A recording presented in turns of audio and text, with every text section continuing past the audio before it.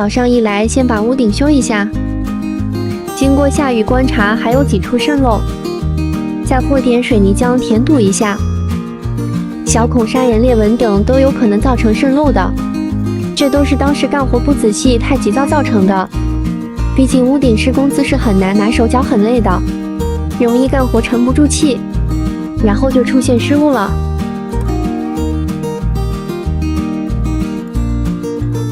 之前抹完一面墙，感觉效果还行，今天把剩下的3面全部抹完。抹这个简单，速度也快。毕竟就薄薄的一层，就是搅拌起来麻烦。毕竟一直没有那个手持搅拌机，所以从头到尾就是人工手动搅拌水泥灰。这玩意手工搅拌老是不均匀，一小团一小团的起球啊，干不开啊。而且就在一个瓦盆里用挖刀搅拌一下完事，所以抹墙没费劲，搅拌费老劲了。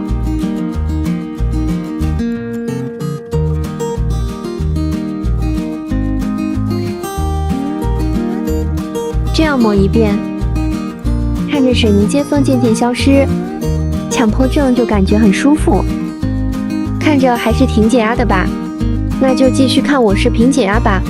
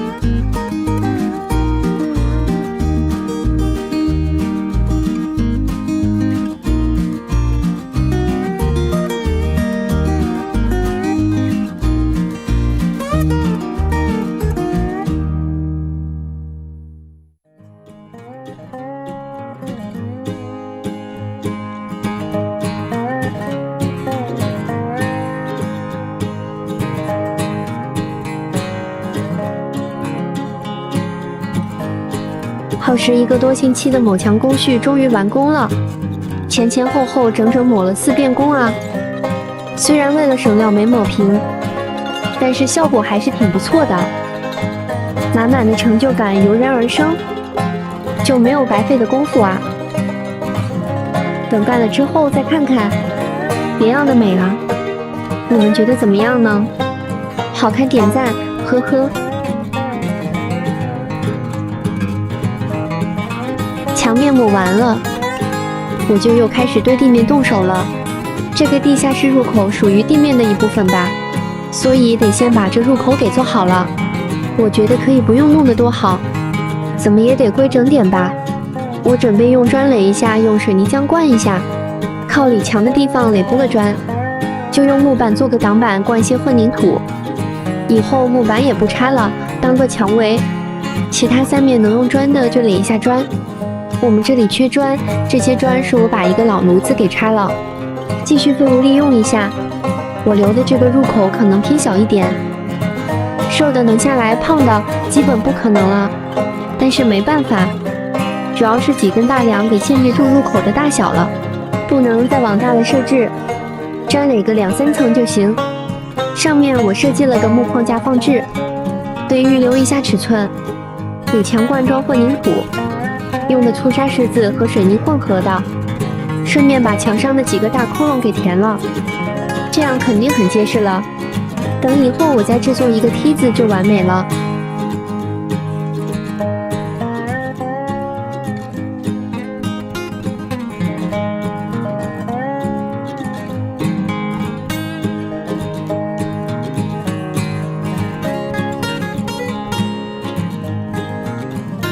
垒完入口，再把剩余的水泥地面清理出去。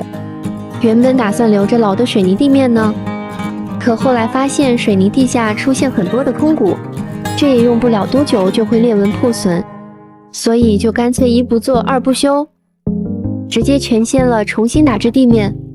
结果掀起一看，果然不出所料，水泥地下面全是树根啊，盘根错节的接近布满了整个地面，有些粗的都得跟擀面棍一样粗。这些树枝如果不清理，如果继续生长，有可能把地面给拱裂开来。如果根系腐烂，就会造成空洞。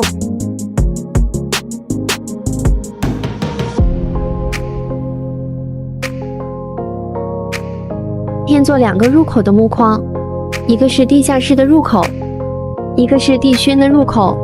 我打地面的时候要用混凝土把这2个木框埋进去，2个口做个规整点，看着也舒服。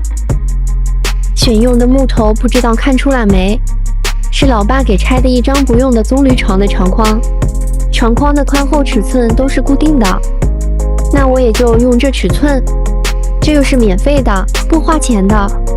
大家注意没有，我这老宅改造以来，很多的材料都是就地取材或者废物利用的，看我以往的视频就知道，所以我的改造成本是极低的，除非必要，否则我不去购买。我在想，要是我手里有个废品回收站的话，那简直是美极了。这木头不错，很硬实，毕竟是做大床的材料，让我埋在地下，估计能用几10年。钉子直接钉不进去啊，我又换成燕尾丝才能行。地下室的电源和控制开关线顺便布置一下。对了，提一下，这个线路问题在抹墙和打地面之前一定要考虑好，这个是很多人都可能会遗忘，怎么走线怎么布局一定要提前定好啊。老爸还给做了个盖板，简直是完美啊，又美观又实用，看看是不是比以前像样多了。当然框的高度就是我打至混凝土地面的地平，这些都是提前测算好的，过高过低都不好看的。余点时间再把入出的墙面修补一下，等打地平的时候就把墙面一小部分盖住了，这样衔接要好一点。这在抹墙的时候是要注意的一点细节。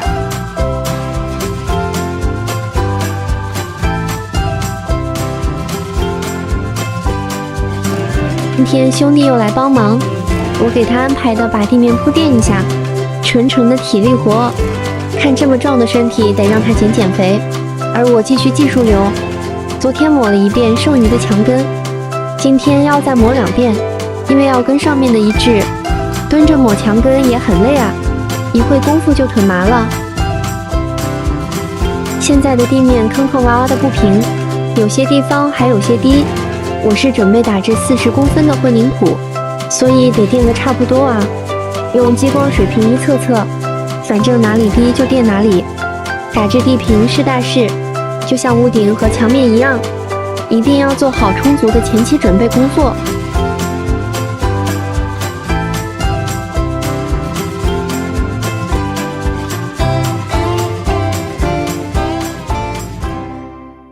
抹完墙，我就把2个入口木框用水泥先固定一下，只是那么放上可不行，一碰就动，打地平时候就会移位。很多看似不起眼的小活小事，都是不能遗漏或者省略不做的，细节拉满。从这个角度可以看到，我抹的墙面都干透了，自带花纹效果，你能欣赏得了不？铺垫的地面很松软。我这里没有那种夯实的工具，只能采用了2种方法，一是用先拍打，二是用脚踩，属实有点儿凑合了啊。不过走之前我又洒了些水在上面，明天再来拍打一下应该就差不多了。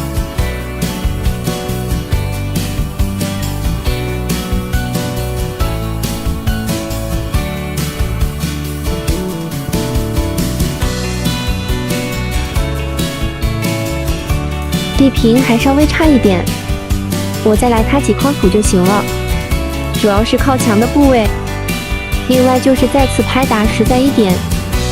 2个入口框架的水泥也凝固了，周边的坑洼部位也平视一下，这样整个地面就等着打混凝土了。闲来无事，琢磨着后期也该整窗户了，就先弄一下吧。老旧的窗棂不要了，都已经锈死在木头里了，螺丝都已经锈完了，没办法，硬刚吧，软力拆解，再清理一下钉子，后期好打磨。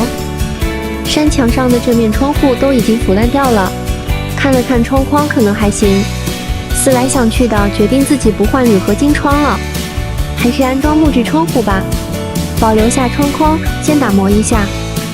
因为要冻窗，所以我窗户两边的墙体我都没磨。不过你说以前哪个窗户都那么的不规整，你这是里出外进的随便找点石头凑合的吗？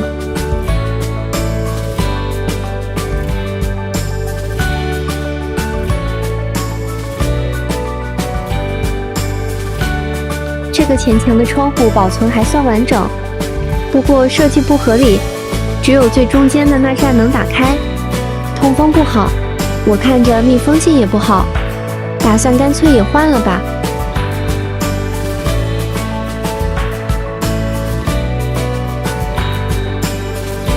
从外面看着挺清晰的，倒是不难看，就是通风、采光、密封都不好啊。照旧打磨一下需要保留的窗框就行。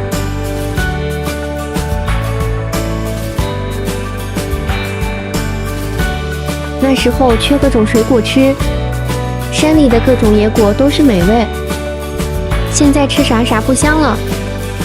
忽地想起小时候和小伙伴们摘烟蕊的场景，勾起了那些满满的回忆。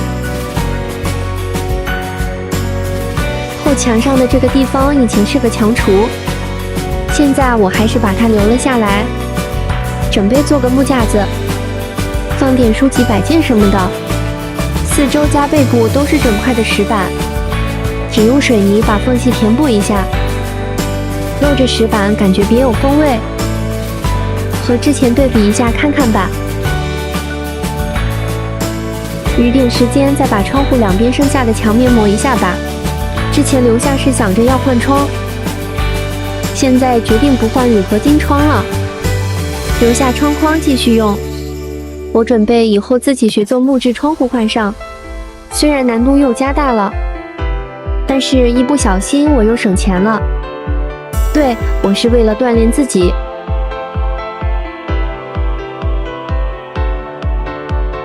暂时先抹一遍吧，或许还有2遍呢。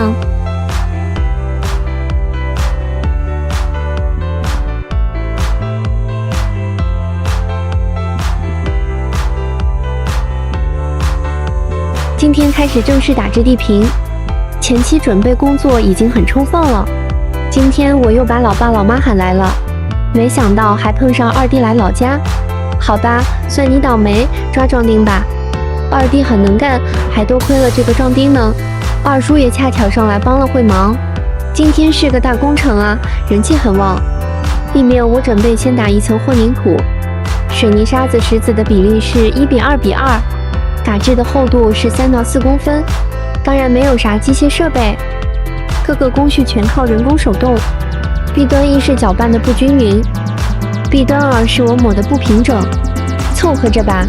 还是那句话，自己干自己住，自己不嫌没人嫌。一开始没经验，混凝土搅拌的有点儿干了，结果我拍不动抹不动的，水泥浆上不来，上面都是石子。一帮子业余人员干着专业的事，各自都是在摸索实践。我感觉能把地坪将就打起来就不错了。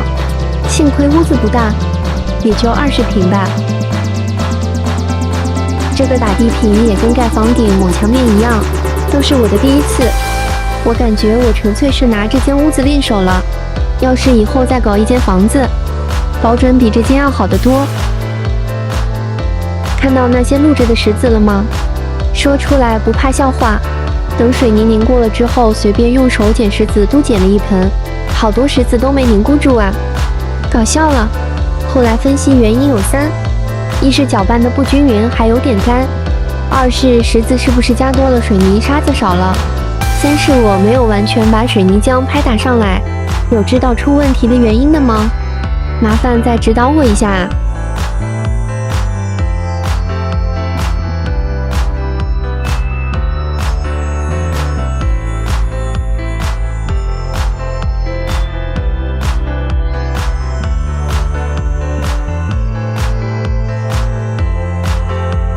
对堆在院子里的石子终于给腾出地方来了，最后还剩下4袋，当然还有用的地方，这点可能还不够。来欣赏一下半瓶醋选手打制的第1遍地平，你说不行吧，它有那个样；你说行吧，它又不合格。总结经验教训，下次继续努力。混凝土印花点了，就开始打第2层地面。第2层只用水泥和沙子就行，比例按的1比2，沙子是砂过的细沙，目的就是抹一遍光面出来。这一层的厚度不用太大，像我也就抹了个5、6毫米，没办法，谁让我缺料呢？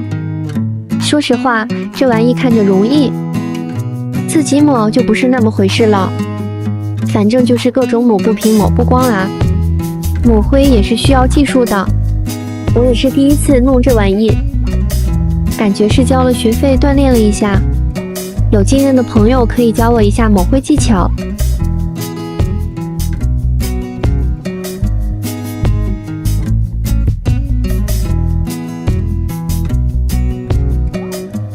人多力量大，这活我一个人是直接干不了。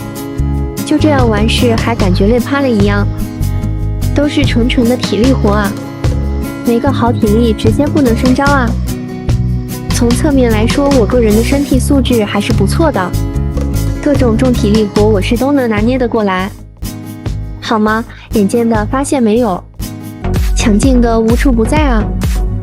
我也是看视频才发现又被抢镜了，我已经累计从屋里丢出去个5、60条了吧。我忽然发现一个问题，我和老二都是光头哥。我说屋里怎么这么亮啊？感情是有2个大瓦数的灯泡啊！不知道的还以为这是哪个寺庙在装修呢。就是衣服不太配啊。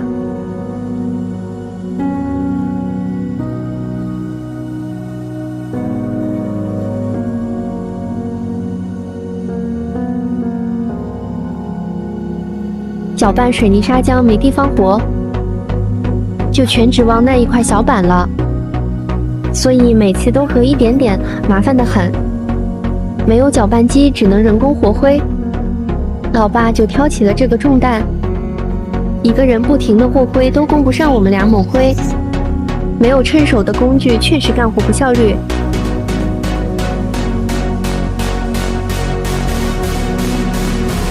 来近距离看一下我的操作，来个老师傅指点我一下。我感觉手腕挺住了，怎么还老是有逆板的抹痕？烦死了！最后我跟老妈再压一下光面，不过这里有点失误，这个压光有点晚了。看吧，整体就是这效果了，还行吧。地面完活之后，我就对门窗下手了。这是房子本来带的老门，以前的门上不带玻璃的，都是用塑料布糊住的，样式是不是很反骨了？经过几10年的风吹雨打，上面的5金件都早已锈迹斑斑，正常的用螺丝刀卸不下来了。我就用切割机切磨，用撬棍撬，暴力拆卸，漆面什么的都得打磨掉重新刷。荷叶锁扣把手都重新更换新的，固定角铁不碍事打磨一下，继续用。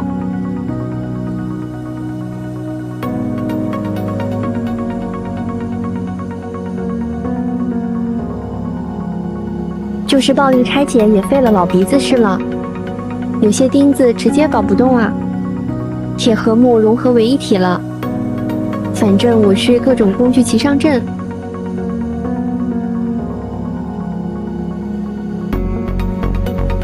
有人肯定疑惑我费这力气干嘛？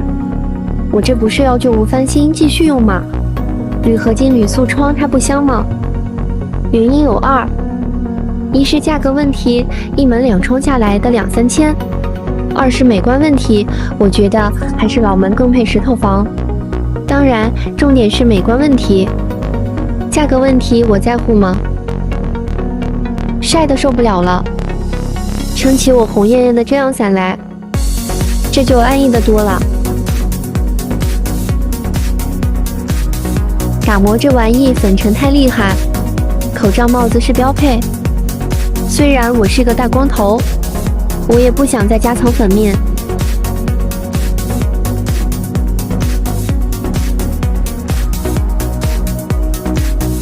用磨光机打磨，知道最重要的是什么吗？没玩过的应该不知道。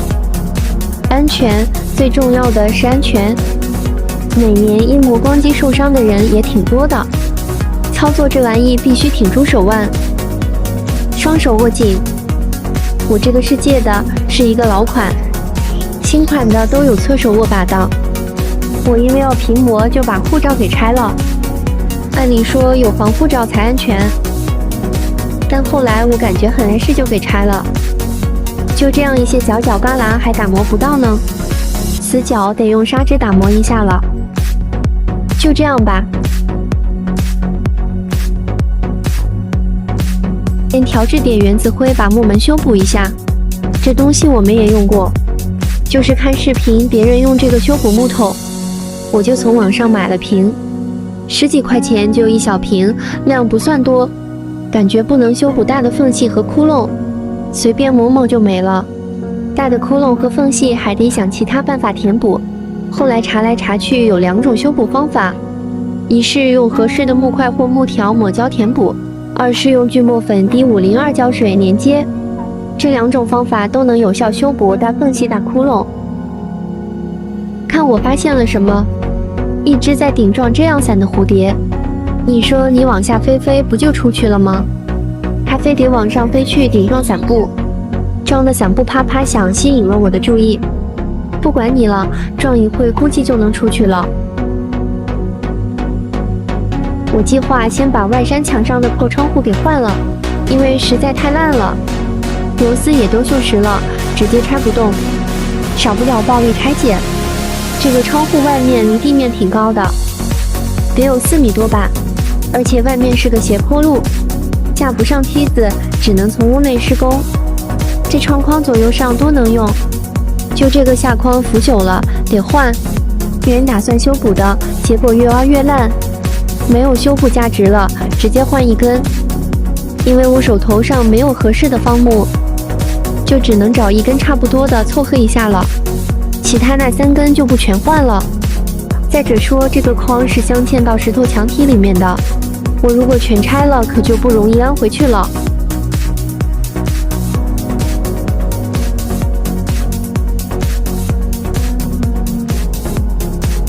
窗框上面这块板本就不匹配，我也干脆一起换了它。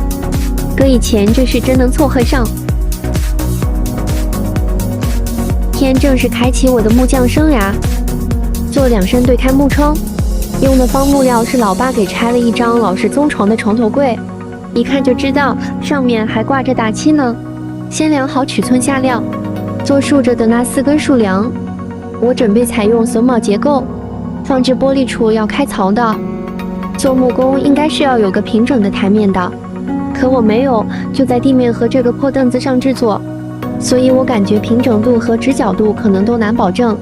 如果有个电刨子就好了，在缺个工作平台的情况下，手刨子我还是刨不平。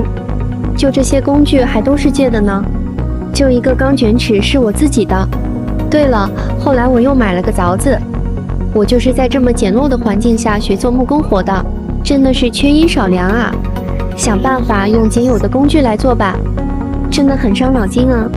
这木工活不同于其他活，这玩意要先动脑再动手，动脑一定要考虑周全，有些先后顺序不能错，前后左右上下都不能错，动手一定要小心谨慎，慢工出细活，精度要尽量的高才好。误差1毫米做出来都不规整，手轻了不行，手重了也不行。在我开始想象来看，2扇窗户几根棍子简单的搭接不就完事了？可实际做起来可把我挠头坏了，干半天根本不出多少活，频繁的出错踩坑，有多少次我都想放弃，心想着花个2000多块钱让人给做铝合金算了，频繁的返工重做伤透了脑筋。我这得死亡了多少的脑细胞啊！开工没有回头箭，每每劝解自己不要放弃，做不好还做不孬吗？我怎么也得搞出个成品来啊！看我出去散心带回来什么？吃点酸的刺激一下神经吧。经历了998一难，终于做出第一扇的雏形了，不好看也不太规整，但是我试了试，应该能用。有了第一扇的经验，再做第二扇，我感觉稍微轻松了一点，被频繁打击的自信心又找回了点。模仿着第一扇去做呗，不过总感觉工具啥的不太趁手，没有开槽机就用切割机去划线，手动切，切出来的槽都是歪歪扭扭的，这个手锯切割根本避免不了手晃啊。我又没有能固定个轨道的地方，就踩在这个凳子上还晃来晃去的呢，哎，丑死了，也丑死了。有时候想想，有点电动工具就不错了。相比较以前的木匠全手动，我还是省劲多了，当然也快多了。没有对比就没有伤害，知足者常乐。这床头橱拆下的木条质地还行，虽不懂是啥材质，感觉还是挺结实的。这被我给拯救了，要不以后就是当柴火被烧的命。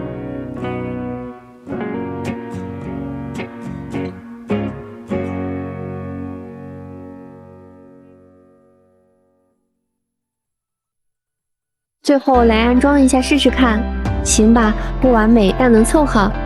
就这10根木棍，可是费了我老大劲才做好的，做的时候都试过了，榫卯配合做的有点松了，没办法，用点木工胶粘接一下吧。看人家木匠安装还需要锤子砸，我这用手轻松就插进去了，这配合松松垮垮的，再抹点木工胶，我觉得就好多了。因为我用的是旧床拆下来的木头，算是二手木头吧，所以得用原子灰修补一下不平整的地方。木料上的大漆我懒得再打磨掉了，到时候刷漆的时候直接覆盖掉吧。不知道这么深的色调能不能覆盖完全，试试不行的话再打磨吧。先让木工胶和原子灰晾干着，我再干些杂活。先把门框打磨干净，上面的旧漆都已经爆皮了，这个是必须要打磨掉的。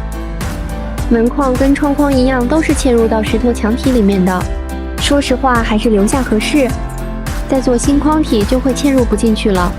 看出来没？这门框也有点变形了，上梁弯曲下垂了，右边侧框前后弯曲的更厉害。不用考虑，装上门后肯定有缝隙，没办法，好歹用吧。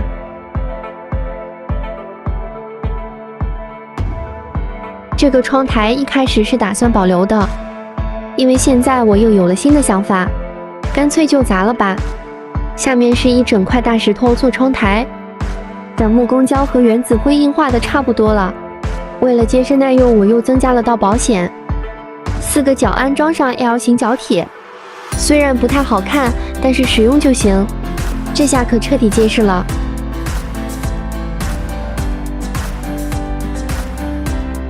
今天开始给窗户刷油漆，油漆是我网购的水性漆，不贵，2斤装的才14元。颜色我选的是蓝灰色，我比较喜欢蓝色，就干脆把门窗都刷成蓝色调。木头上的大漆我也没打磨掉，试试2遍漆，如果还覆盖不牢，我就刷3遍。你还别说，这水性漆真的没味啊！就是住在屋里也能刷漆，不怕熏得慌了。刷完第1遍先晾着，我趁空闲把窗框也给刷了。当然，刷漆之前一定用湿毛巾把木料擦一遍，尽量把浮尘给擦干净再刷漆。刷漆我感觉技术含量不高，人人都能刷，反正顺着一个方向刷就是了。说实话，我还是挺喜欢刷漆的，感觉这玩意挺解压。我在琢磨着是不是把地面给刷了，当然不是这种漆，要买那种地平漆的。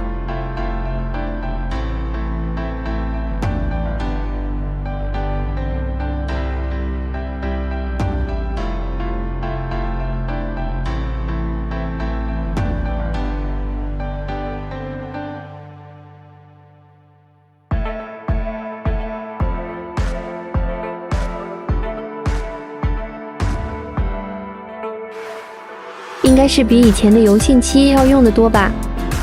油性漆我看现在都被淘汰了。对了，现在刷漆的刷子可以直接水洗了，用完之后用水直接清洗干净，晾干后下次可继续使用的。油性漆刷子是不能直接水洗的哦。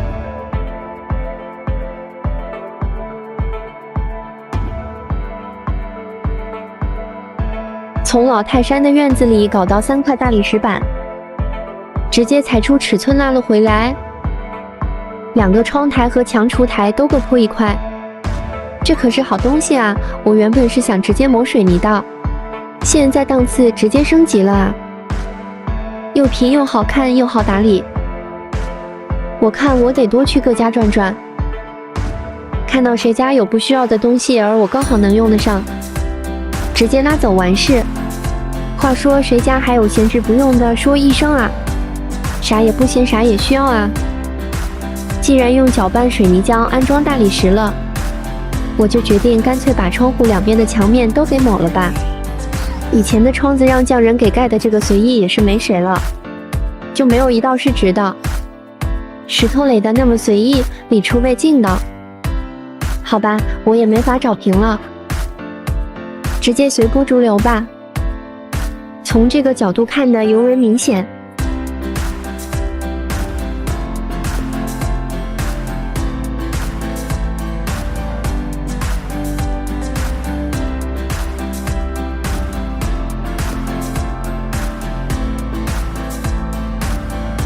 窗台的石头不是水平的，刚好我通过大理石板下面垫水泥浆的量来调节，网购了一个小水平尺，还是挺好用的。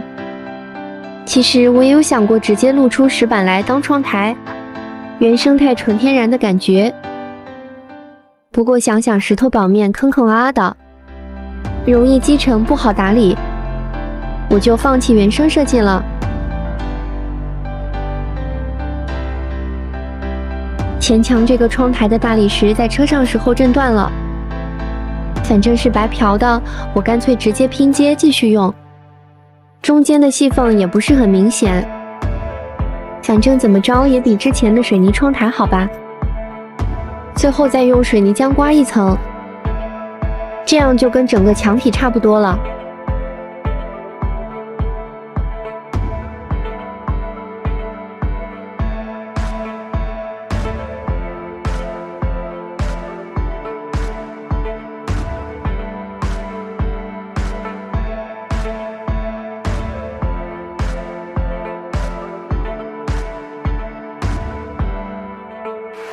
来看看我做的墙橱台和窗台吧，这感觉好就好多了，平整能放点东西，光滑的用抹布一抹就干净了。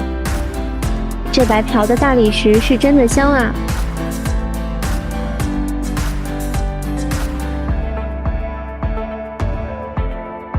窗户上的配件网购的还没到，主要是我思考不周全，没有提前购买。小小的一个窗户需要的配件挺多，荷叶4个把手，2个插销，1个风钩，2个。当然最重要的玻璃可别忘了，因为我就给忘记取个玻璃了。呵呵，回来说说正门吧。因为年代久远，而且没有防护，经过风吹雨淋日晒的，能挺到现在不容易啊。有点腐朽的地方很正常，我着手修补一下，感觉还能用。思来想去的，决定打电补丁吧。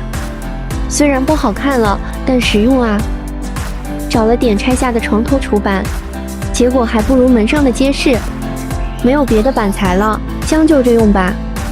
用木工胶粘接一下，再用原子灰修补一下，打磨，油漆一刷，我感觉应该是没问题。就是原子灰的用量有点儿大，14块钱就买了这么一小罐。我看照我这个用法，得抓紧再买1罐。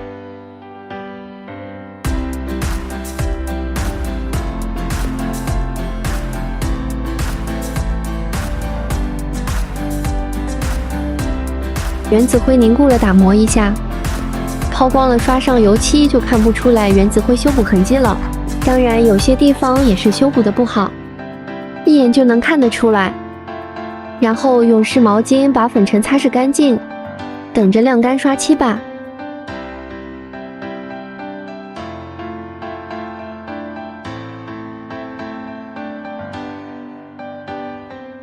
今天该给木门刷漆了，刷完漆就可以安装了。你说我都进行到最后一步，马上要安装了。老爸忽然告诉我说，在屋子里的一堆木头杂物后面还有2扇老门，一直放在那里几十年了，可能比我翻新的这2扇门要好，这让我给郁闷的。我忍不住得看看对比一下，结果你猜怎么着？确实比我现在翻新的这2扇要好。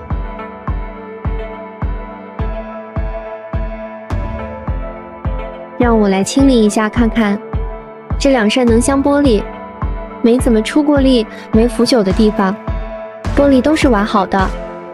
我思来想去，干脆放弃那2扇门，又开始重新翻新这2扇。我之前那么的多的工作不是都白干了？哎，我咋早没发现这2扇门啊？这2扇比之前的那2扇高度要矮一些，不过没关系，反正那门框的下框已经腐烂，我只要到时候换根远一点的，刚好能匹配门高就行。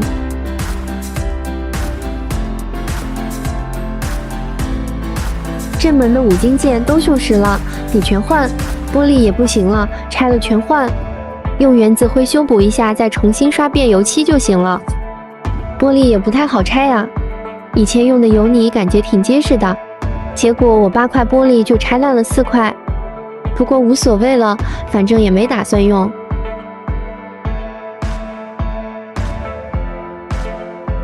这2扇老门的底色就是蓝色，刚好我也打算刷蓝的油漆，就简单的打磨一下就行了，底漆不影响。背面是浅黄色，浅色系也很容易覆盖，用磨光机打磨不到的地方可用砂纸手工磨一下。这2扇门没怎么腐朽破坏，就比较容易翻新了。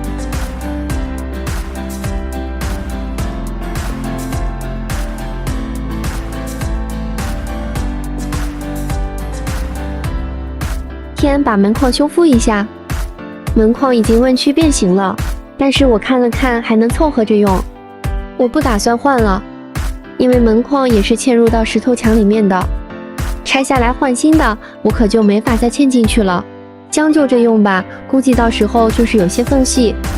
先用水泥把竖框跟墙体接触的地方堵一下，里面抹墙的时候已经堵过了。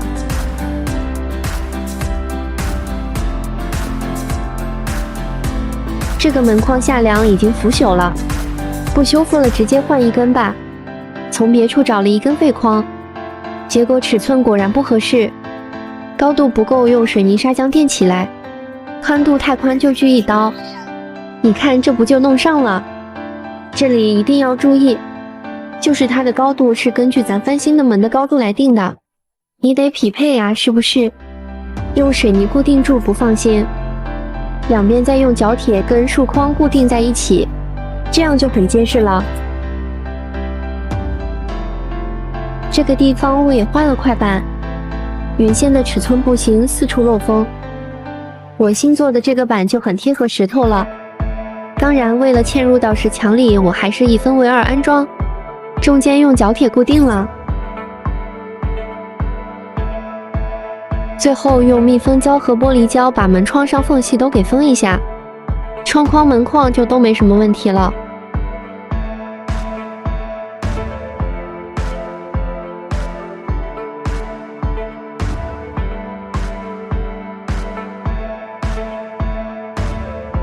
从抖音上学到一个新方法，就是找点锯末粉，然后用502胶水粘接的方法修补大的缝隙，尽量压实一点就行。后期用磨光机一打磨就好了，小的地方用原子灰填补一下，给它刮刮腻子，做个美容。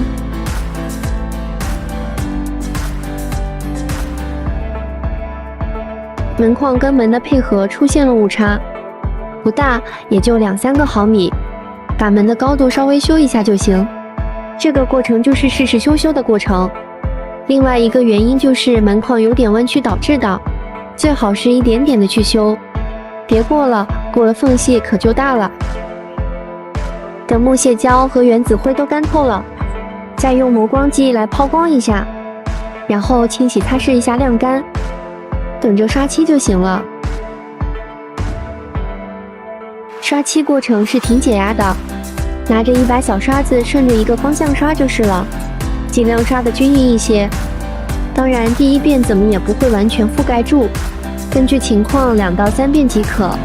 我买的这水性漆是蓝灰色的，之前网购的2斤装的用没了，这不又买了1桶10斤装的。我这是准备把所有木质物件都刷成蓝灰色啊，狠不狠？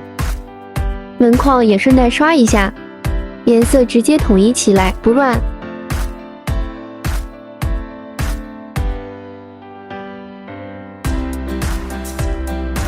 刷完门框刚好返回来继续刷第2遍门，我感觉这第2遍覆盖的就挺好了，可能不需要再刷第3遍了。水性漆好是好，我感觉就是附着力不如油性油漆，怕水也怕摩擦，以后看情况再补刷1遍。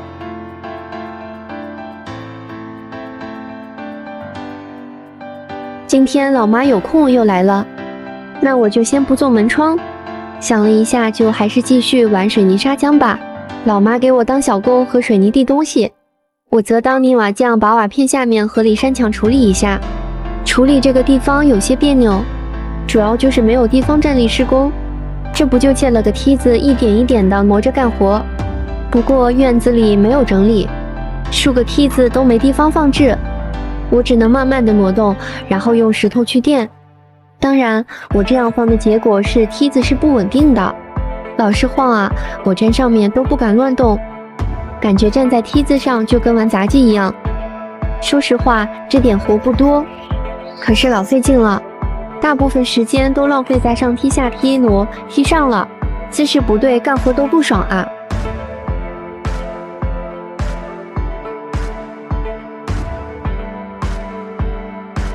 里山墙和旁边的土地之间有一道空间缝隙，刚好人能钻进去的，不过就是空间有限，干活很别扭。旁边的堰上无法站人，只好放个梯子继续站梯子上干活。里山墙不打算整面墙体全部迁坟了，只把上面可能漏雨的地方弄一下就行。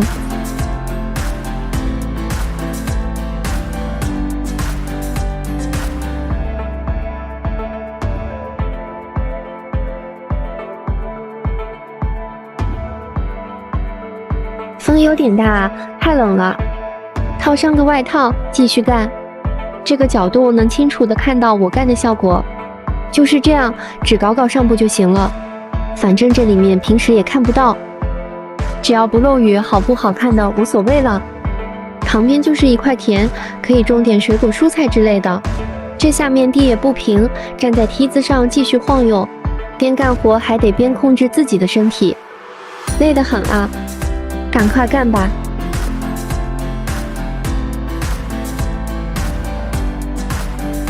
今天割了4块玻璃带上来，花了14块钱。普通玻璃不贵的，我量的玻璃的尺寸是比窗框小了5毫米。先用小钉子固定一下吧，上下各1个，左右各2个，共计6个钉子就行。我没有钉锤，只能用普通的锤子钉了，感觉不如钉锤好用。之后再在玻璃的一圈打玻璃胶封一下。不过这里提醒注意的地方，就是打胶时候最好贴1圈胶纸。我一开始的时候没想到，最终结果就是把玻璃胶搞得满玻璃都是，玻璃都成带花脸了。我现在接线的这个是网购的双控5口带开关插座，开关是控制地下室的照明灯的，安装在入口位置，顺便就预留了个插座。线路是我自己打地坪时提前布置好的，地下室也得接一个照明开关，这是一个双控开关。地下室插座我单独布置了一路线，这上下2个双控开关都能控制地下室的照明，当然互不影响，因为是双控的。最后把我之前预留好的线给接到主线上，所谓的这根主线是2.5平的插座线而已。室内我布置了3路插排，2路照明，我觉得应该就够用了。不线明线暗线结合着来吧。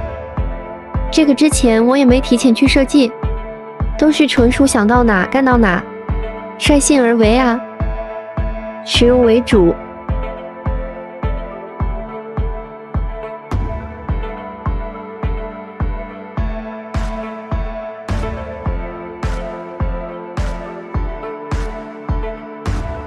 终于把窗户上的配件都网购齐全了，今天忘这个，明天忘那个的，知道吗？我光以为做个窗就完事了，谁想到小小2扇窗户上还需要那么多5金配件，这是直接没经验导致的。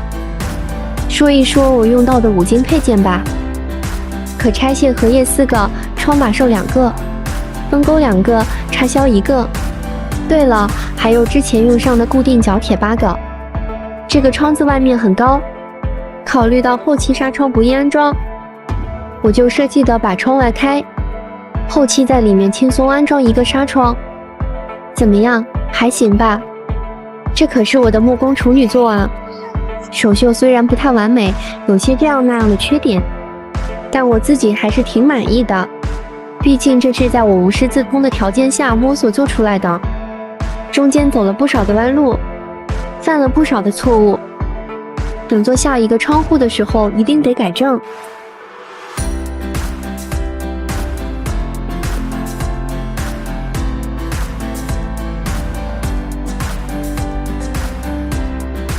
好，到此为止，木工第1件作品出炉。再一个，然后余点时间把门再刷一遍漆。有了第1遍打底，这遍就好刷多了，简直跟完似的，轻松加愉快啊！我感觉这遍刷完就覆盖的差不多了，只等一晾干我就安装门。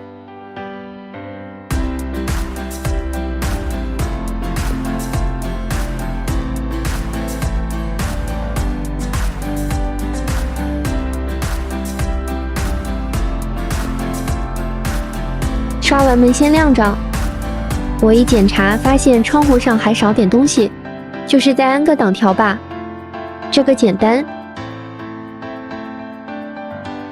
我屋子终于要有门了，这话听着怎么这么别扭呢？是的，确实没门。当然，先安荷叶。我左手边的门荷叶还容易安些，右手边的就麻烦大了。还记得我之前说门框是弯的吗？就是我右手边这根竖框是 Violet 凸的，而且曲度将近20毫米啊，导致门框和门不平齐，2个荷叶都安不上。我的解决方案就是在门框上凿出能放荷叶的凹台，有点麻烦，安上门也不会就完事了，配合不合适还得一遍遍的修整。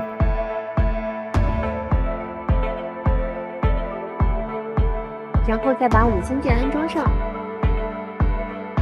，4个荷叶，内外4个把手，1个插销和1个门锁扣，这些5金件都是必需品，缺一不可啊！安装完5金件就开始镶玻璃，玻璃是我提前割好带上来的，8块尺寸350×177的，共计15元。上次镶窗户玻璃搞的玻璃胶到处都是。这次确实长了记性了，网购的原子灰和水性漆都有送的纸胶带，我一直没用，刚好用在这里了。步骤是先把胶带贴好，再安上玻璃，用玻璃胶打1圈固定一下，用手指戴上一次性塑料手套均匀的铆平，钉上下2个钉子初步固定，等玻璃胶凝固后再把钉子全部钉齐全。这样做就完美了，这是我总结的合理的步骤。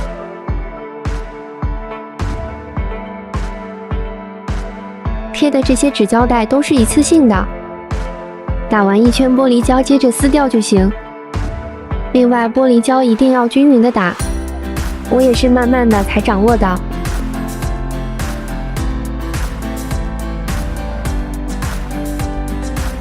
我这次找了把钉锤来钉钉子。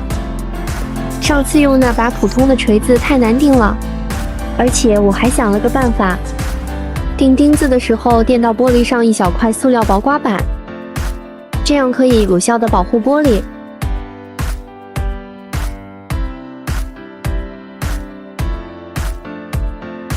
最后来看看效果吧。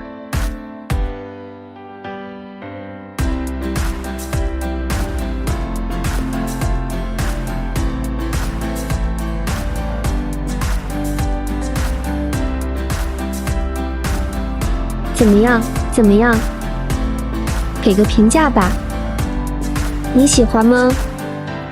我还是挺满意的，反正至少比那第一套要好。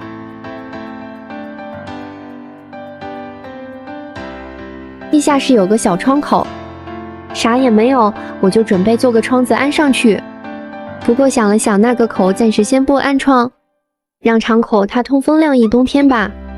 当时打制的黄泥地面还没有干透呢，这次就先做个窗框安上，然后再钉上个纱布阻挡一下虫子进入。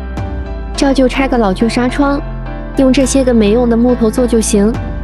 以前的时候，地下室的那个窗户做得很小，就是一个通风口，但比没有的要强，通风采光两不误。所以我就做个开放式的榫卯结构，主要是铆敞口容易做，等后面再钉4个角铁固定就行了。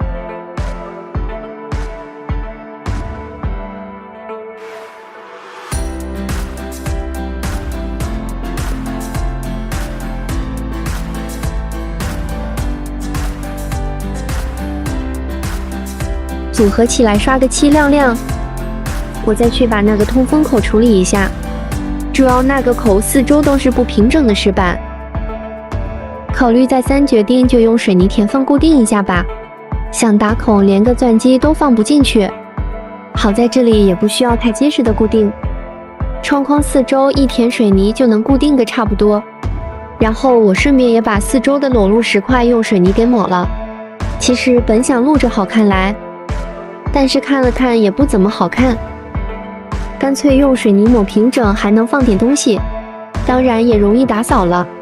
这个得抹2遍，先来一遍糙的，再抹一遍细的。这下面光线不好，拍摄的有些黑了，凑合着看吧，呵呵。从这个角度能看到我以前抹的黄泥墙面，但是都干透了，就是全是裂纹啊。等后面我再想办法处理一下吧。来看看现在是不是好多了，至少有个窗户的样了。天安的窗框水泥都干透了，今天先来把油漆刷一下，来看看我抹完水泥的效果。两侧跟底面基本抹平了，这样放点东西平稳，打扫也容易，用水泥平整就行了。后期可再刷点油漆美化一下。发现没？今天用上个专用工具，就是混合水泥砂浆用的铁盆，借的，有这个挺方便的，也不知道用多少，随用随喝吧。这个地方也不好施工，地方小还得站在梯子上干活，不好施展啊。梯子本身也挺碍事的，我只能随时调整着点吧。有人觉得这出入口我留的是不是有点小了？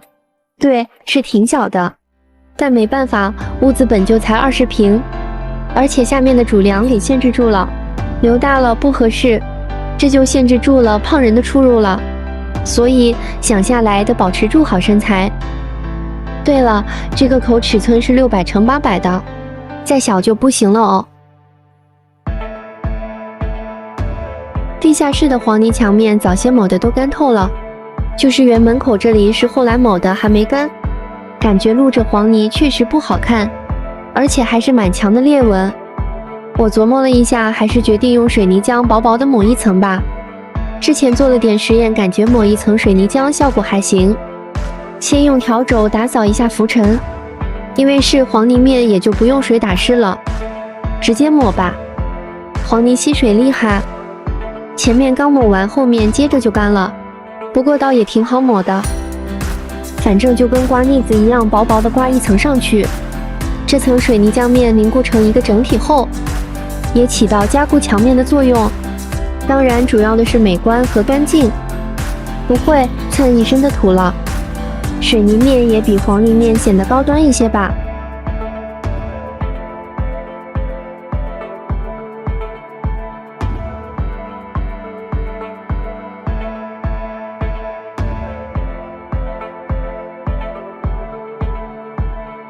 其实别看这里小，我还是挺重视这里的。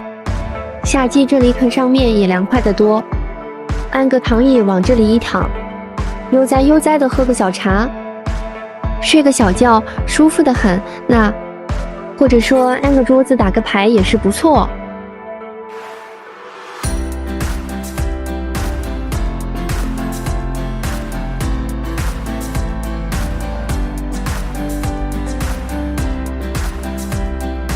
看见这面墙上的这块大石板了吗？我直接选择保留了原生态，也没抹黄泥，更没抹水泥。当然，我也还没想好怎么处理。你有什么建议吗？有好的想法、创意可以跟我说一下。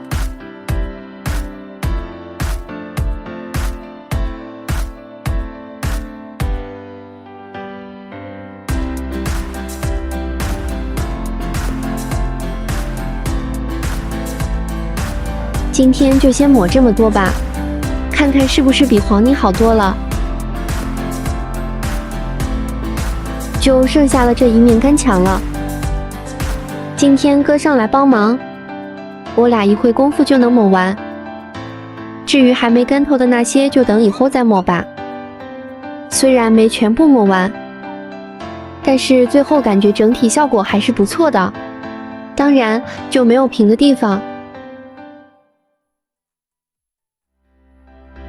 今天一下子多个人力了，我得好好利用一下。抹完墙看看脚下，得打混凝土地面吧。这里可以说原本就没有地面一样。看过我之前视频的朋友知道，我开凿出这个地面费了多大的劲。原先的时候就像站在石头山坡上一样，我是用铁镐、锤子和石凿开出来的地面。当时我记得还说过我在自家地下室开山呢，当时可是凿出来好几块大石块呢。从这里也能看到，左边墙根还露着一溜的石头呢。没办法了，实在是开凿不动了。而且如果开凿的太狠了，就可能把地基给拆了。我也不敢再动了。就这样，一面墙根又保留了个原生态。抹墙抹不住，打至混凝土地面也盖不住，那就只好这样录着吧。给了我大自然的感觉。打至混凝土地面没啥说的，之前屋里的打过，有点经验了。就4个多平方，也用不了多久。最后看看我刚打完的半原生态地坪吧，等明天再抹一层光面的。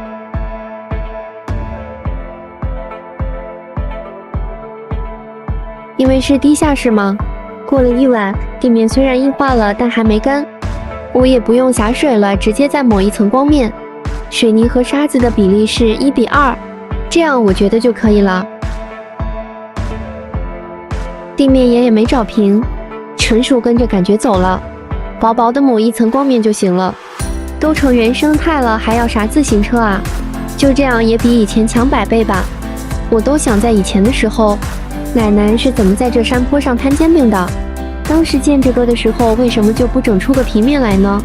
看看农村就是不缺这东西。这个季节刀郎蚂蚱到处都是，这家伙是来当监工的吧？这是嫌我进度太慢来催促我的。最后来看看我的地下室地面吧。假呀，这也就是给自己做。要是给别人这样干，人家会不会揍我？给我第一感觉就像一个鱼塘，有木有？左上角那处就是出水口了。余点时间把窗户上这块破木板给换了吧。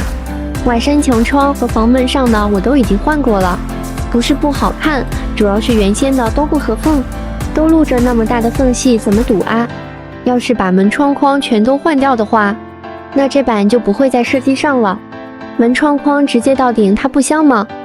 搞不懂以前为啥都安快板在上面，嵌入不进墙里面了。照旧采用1分为2中，中间用角铁固定的方式，这样做也很牢固，就是不如整体美观而已。今天不知道干啥好了，就先来准备一下前墙窗户的木料吧。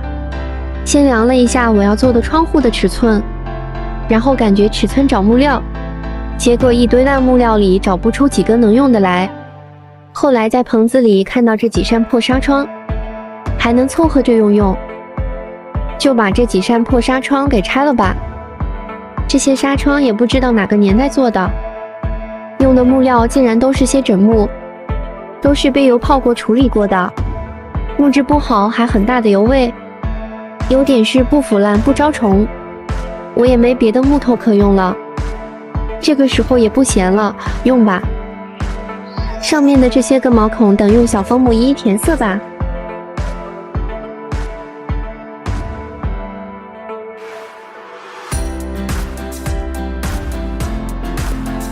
切割完尺寸再来打磨一下，简单的抛光就行，方便后期的刷漆。想刷漆的话，打磨这一步必不可少哦。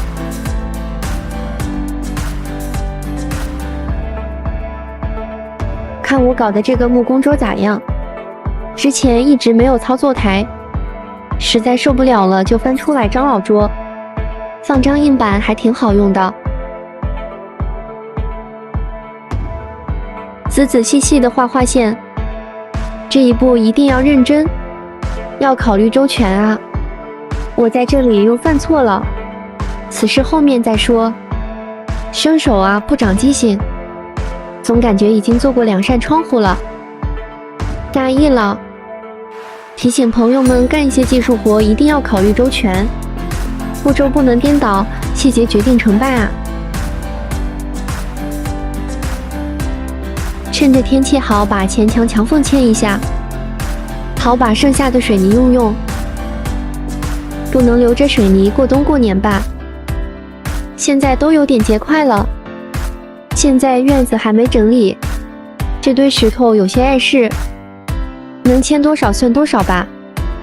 照旧高处的我来，低处的老妈来。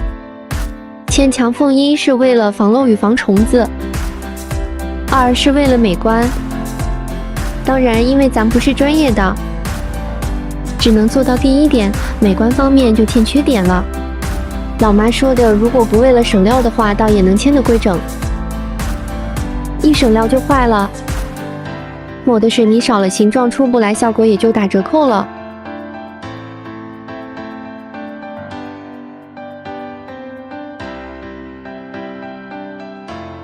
高处够不着的地方，我又开始踩着梯子晃晃悠悠了。没事，已经练就了一身的功夫，下盘和平衡都很稳啊，就是有点儿累人。怎么不如站在地面施工舒服吧？嵌墙缝用的水泥砂浆比例是1:2的，原则是1:1的最为好。可咱不是省水泥吗？我感觉1:2的也不错。当然，沙子用的是过砂的细沙，这样抹出来的才光滑些。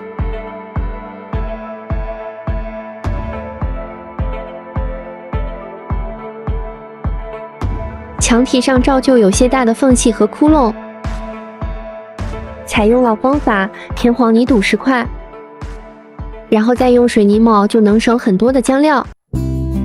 咱这反正不缺黄泥和石块的，像这2样东西不用节省就可以狠狠的用。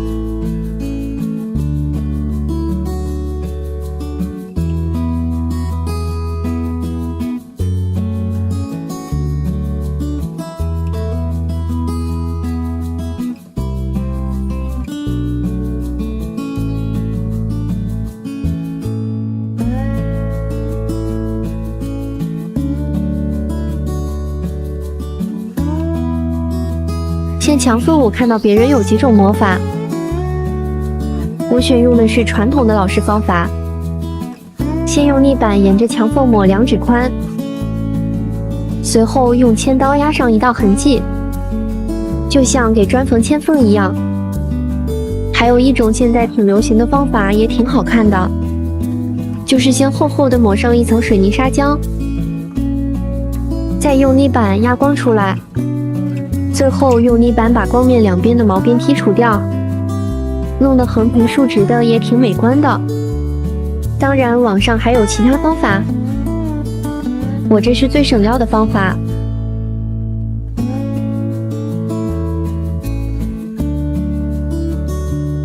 来，最后看看效果怎么样？感觉还行吧，挺好。这2扇窗户已经制作完成，跟窗框的配合也都试过和修整过了，就开始镶嵌玻璃和打胶。4块玻璃花费了17块钱，我量的尺寸放进去刚好都合适，说明这次做的窗户直角都还行。这次比较有经验了。先在玻璃4周边5毫米处贴1圈的胶纸，这些胶纸都是网购其他东西送的，粘性不大，用完后不粘胶，直接撕掉就行，一次性的还挺方便的。纸胶带的作用主要是防止玻璃胶的乱涂抹，之后再打玻璃胶就显得齐整。因为水平有限，我打的玻璃胶不规整，只能再用手涂抹一下，戴个一次性的塑料手套就行。打完玻璃胶后再钉钉子固定一下。休息之余看看我的第一个窗户作品，效果不错吧？当然主要是精美。玻璃胶硬化一点后，开始安装窗户上荷叶。安装荷叶时要注意的一点，不要让窗户的下沿贴紧窗口，尽量让上沿紧贴就行。因为装好之后总会有点下垂之力，导致下沿摩擦紧皱，这也是我之前安装门窗摸索出来的经验，新手容易忽略。安完荷叶再安装其他5金件，2个窗户把手、2个风钩和1个插销，这些都是木质窗户必备的。当然纱窗之类的我现在先不做了，等明年夏季到来之前安上就行了。另外窗户和窗框之间有缝隙，我打算网购点胶条贴上，应该管用。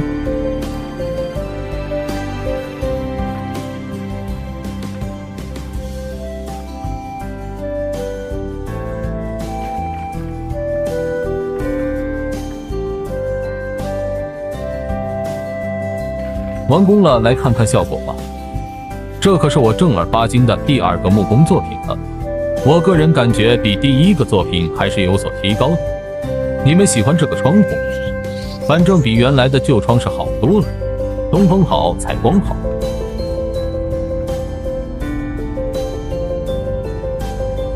感觉少了点啥？最后再给窗户安个木挡条吧。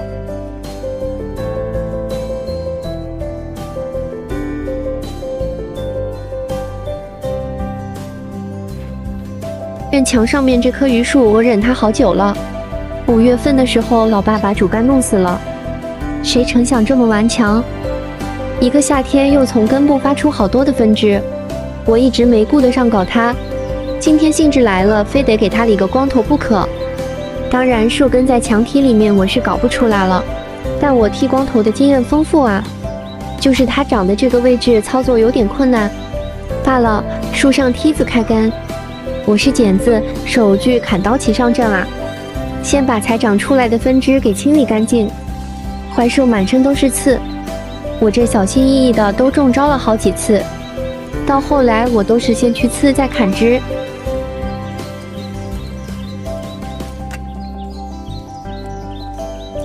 好了，满头的秀发让我给剪下来了，把这些枝子给拖到不碍事的地方晾着去，等以后干了当柴火烧。当然还得小心着点它满身的刺。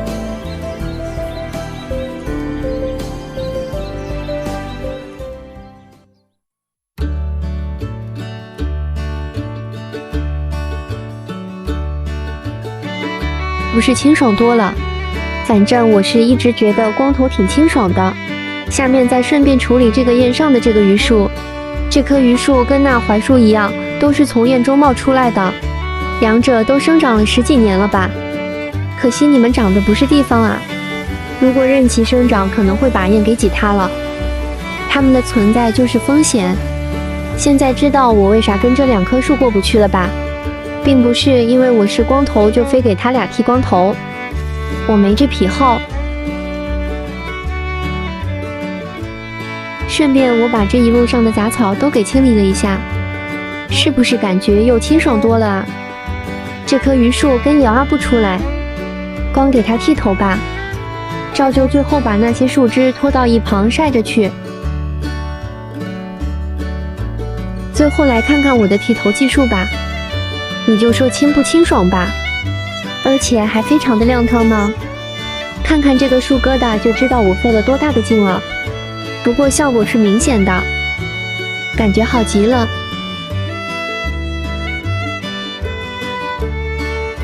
这里是西屋后面的一个栏，在外面的道路旁边。以前的时候是外面养猪，里面是厕所，当然也跟老吴一样，都废弃了近30年了。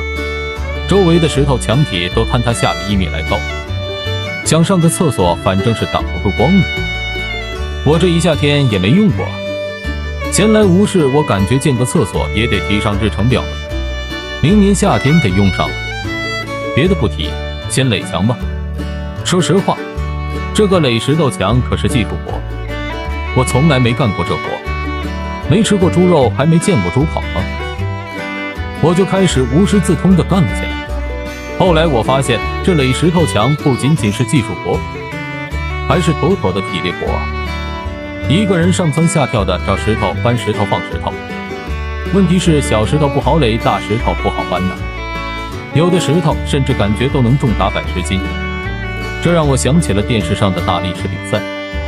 我这也是在练劲，半天下来就能练趴下。关键是和石头打交道，最重要的是安全，别砸着碰着磕着的。因为我吃过亏流过血，但是1次2次还是不长记性。按理说垒堰是要挂线的，反正我也不是从平地起，我就继续按着原来的基础垒就行了，垒个1米多高能挡挡就行，边垒边用眼看看垂直度。石头墙想垒的结实耐用，老爸教的错缝排列，一块压一块，互相牵制。我这算不算是拆东墙补西墙呢？拆了中间补一圈。以前垒的石墙都是半米来宽的，所以我也照着来，宽了才结实啊，就是速度慢了点。你还别说，我还渐渐喜欢上这活了，感觉就像小时候玩的垒积木盖房子一样，一块一块的去把这些碎石块拼凑起来，让我找到了小时候垒积木的感觉，就是越垒越高，到后面勾不着了，大石头往上就很难搬了，愁死了，没点力气可干不了这活。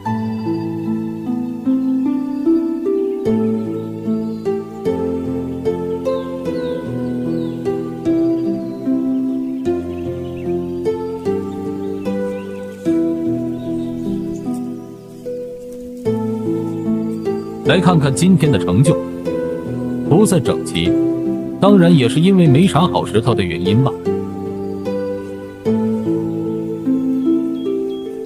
昨天垒成这个熊样，今天接着锻炼，争取把这个墙垒完，趁着高度低先把一些大的石头搬上去。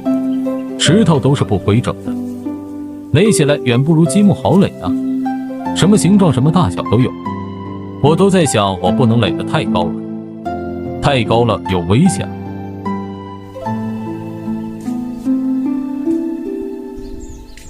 这个栏以前里面是厕所，外面是养猪的。我如果全做厕所有些大，没必要那么大的旱厕，还是占用最里面的那个角就行。我准备以后用石棉瓦做隔离墙和顶棚，外面的一大半露天以后种点菜。地面下的土层那么肥沃，估计无论种啥菜都会长得好。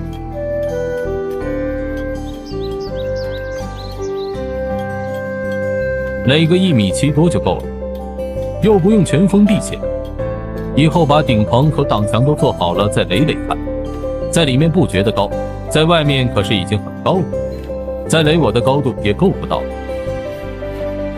还有些碎石头，就把这个缺口修补一下。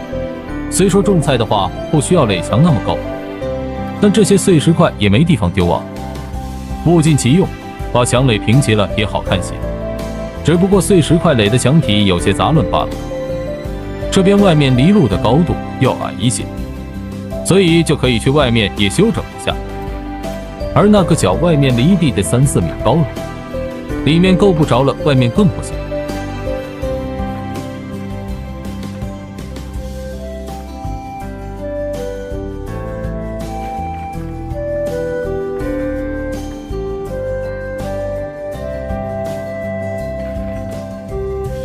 这满地碎石块也都是以前垒的墙塌下来的，我现在再一次把它们垒起来，看看能坚持个多少年，最少得给我撑个20年吧。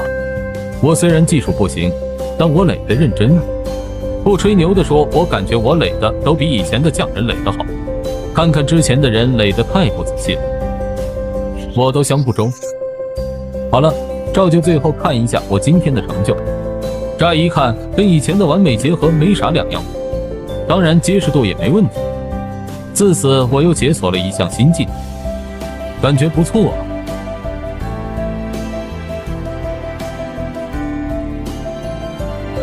垒完墙再把地给整一下吧，这个简单，高处低处的平整一下就行。不过后来想了想，去个厕所不能走泥路吧，刚好看到院子里堆积的那些废水泥板子，那都是从房子里的地面挖出来的，还不知道往哪丢呢。我又动了小脑筋，开始废物利用了，挑一些大块的废水泥板来铺一下厕所的路，肯定比走泥路要强多了吧。要是下个雨什么的也没事，看看就先铺成这个样吧。里面那个角以后做厕所，外面的区域种菜，先暂时这样规划吧，不合适再调整。看我垒的石头墙体，基本把活口都堵起来给用上了。余点时间干点杂活，过几天想打这平屋顶的混凝土，之前的也能看到已经老化破碎了，平屋里面到处漏雨，再打制上一层混凝土平顶，看看管用吗？之前杀的这棵大梧桐树干都放在这平顶上，有些碍事，得移动一下。不过确实太重了，2个成年人都抬不起来，我就一个人一点点的先挪到一旁吧。有木有大力士的感觉？力气咱还是有点的，不用白不用。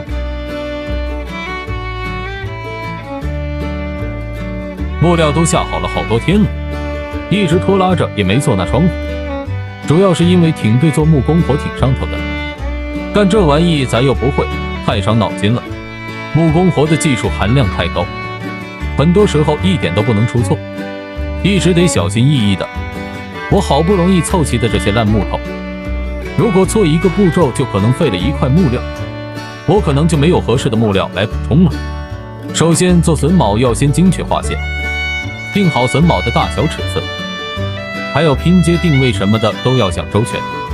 很遗憾，这里我就忽略了一步，忘记后面开玻璃槽会影响到榫头的尺寸问题。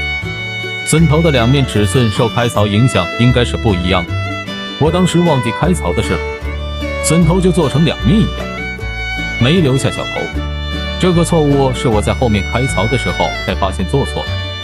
划线完成后就是先开榫头，说实话用惯了电动工具再用手动工具还不会用，手动的太累还举不齐整，所以说如果电动工具齐全的话还是比较好做的。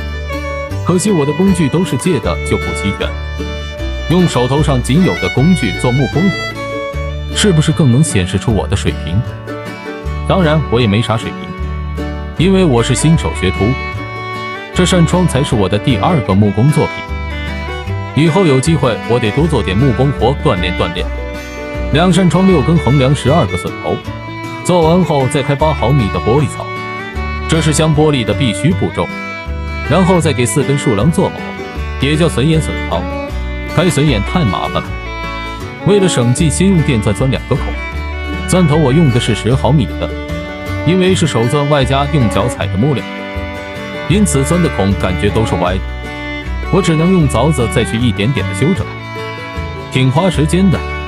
反正我做的榫卯配合的不是有点紧就是有点松，合适的时候就不多，这些都没事，可以接受。不能接受的是早写的槽眼，那这样配合起来就不在一个平面上，得仔细的修正。我就是边试边修的这样做，指角度平整度都得做到才行。我也是想尽量做的完美点，但实际情况是不如我意啊，最后又是只能凑合了事。哎，我也不想凑合，奈何水平有限，等最后出成品大家给品评一下吧。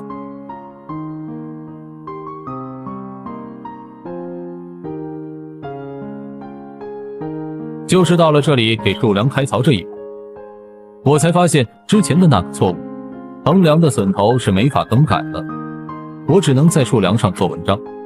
榫卯都做完了，把还剩的这点废水泥板处理一下吧。知道我怎么处理吗？当然继续我的废物利用，把这些废水泥板全部砸碎，砸成石子大小，等后期打制混凝土时当石子用，既处理掉了垃圾又省了石子，聪明吧？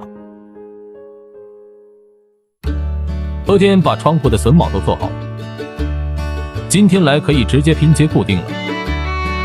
把所有榫头上都抹上木工胶，然后把榫头插到榫眼里，再用直角尺校正一下，用磨光机把不平整的地方再次修整一下。其实我用的这些木料厚度都不太一样，有28的，有30的，还有35厚的。因为没有电刨子，我也就没再把所有木料都刨平到相同的尺寸。缺工具就是不完美啊，想做好也没办法。为了加强固定，我又在窗子的4个角安了4个角铁。当然安之前别忘了用直角尺校正一下。装上这角铁后，我感觉整体那是相当的稳固了。可能不好看，但咱还是讲求实用主义，结实耐用就行了。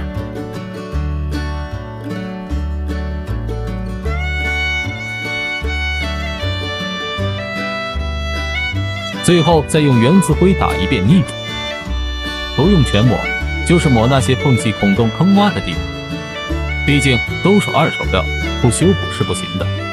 如果全部用新料，就忽略这一步操作。原子灰基本就是修补就家具用的，修补残缺破损的地方。抹完后晾1天就硬化了，再用砂纸打磨光滑，之后刷上油漆就啥也看不出来了。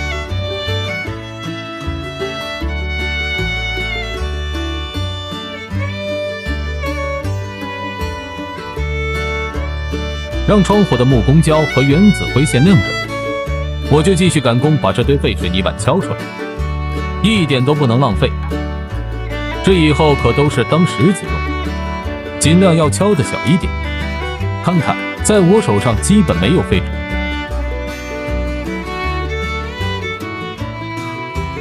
腻子硬化后打磨光滑，准备刷漆之前一定要擦洗干净上面的粉尘，否则灰尘就会影响油漆的附着。晾干后开始刷漆，今天老妈有时间上来帮忙，安排老妈刷漆，我则去干别的活。老妈干活比我仔细多了，而我干活就是贪图快，网购的水性漆都是快干型的，一会儿就晾干了，可以继续刷。2扇窗户3遍漆，今天老妈就都完成了。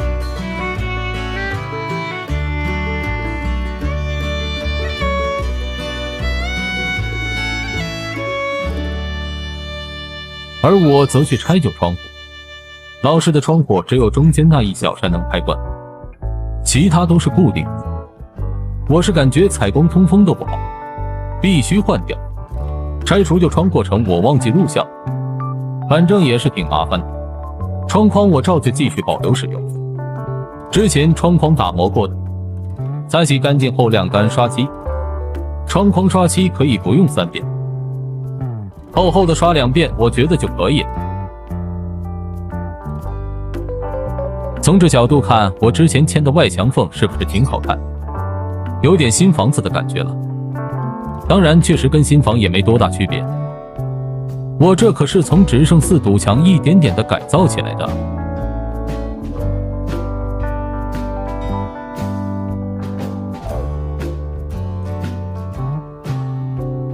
今天特意叫来了哥们几个来帮我干点硬活，把这间平房的屋顶再覆盖一层混凝土，主要是还剩了点水泥沙子，尤其是水泥不能放时间久，否则就会硬化结块失效。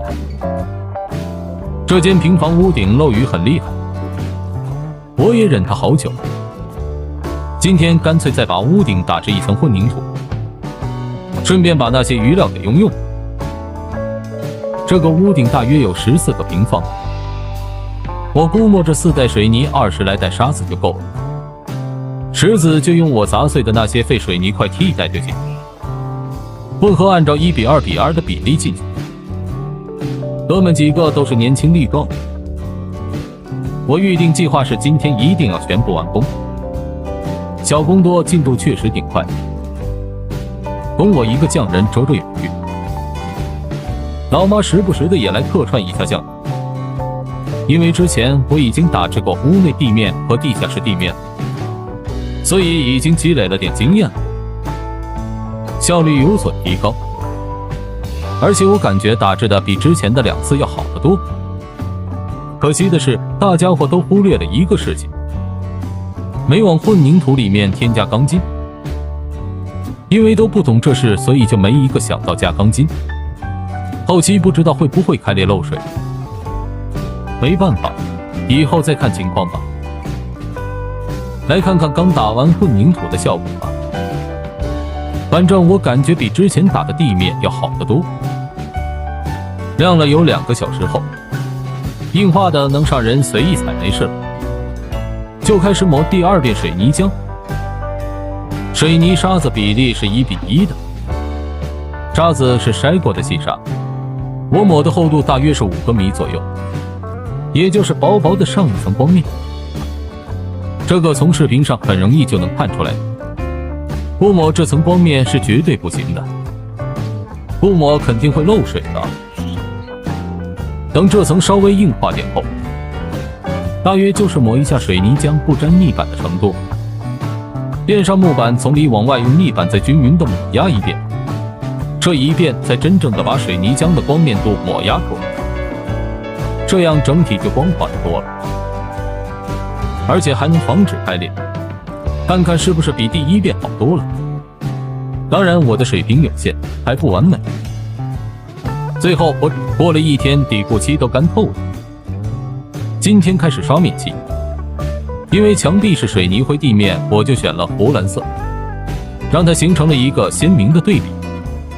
我也不知道这样好不好看，试试吧，不行以后再改色呗。不过一般家庭很少有选用地平漆的，还是铺地板和地砖的多一些。我选地平漆主要是简单快捷，要是铺地砖想想扛材料我就够了，更何况铺地板地砖这是技术活，我怀疑我会铺砸了的。还是刷漆简单快捷啊。你问好不好看？要的就是这个效果。等第1遍干了再刷1遍，厚厚的刷2遍就行了。你看第2遍刷完这效果是不是就出来了？因为我打制的地面不平整也不光滑，所以就没有人家厂房里那光洁度，有些哑光的感觉。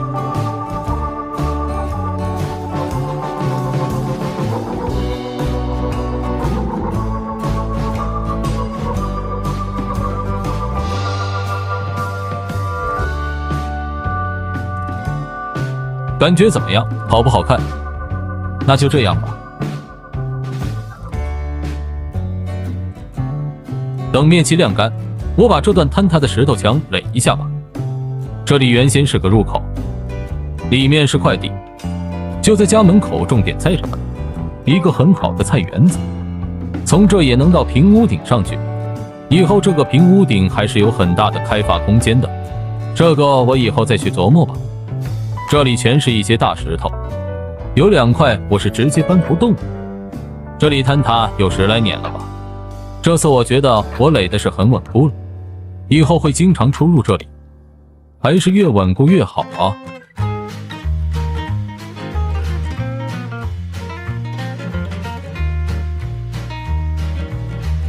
先说个题外话，一觉醒来，孩子又停课了，开始了上网课，才知道区里出现阳性，好吗？微信、抖音里都开始翻天了，爬起来就赶快去买菜买粮的，结果哪都是抢购的人，要啥没有，有点剩的就不错了。